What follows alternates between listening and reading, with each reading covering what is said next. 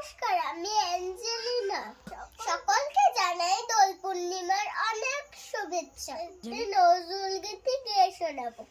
গানটির নাম আজি মনে মনে লাগে হরি। জোরে। আজি মনে মনে লাগে হরি, আজি বনে বনে জাগে হরি।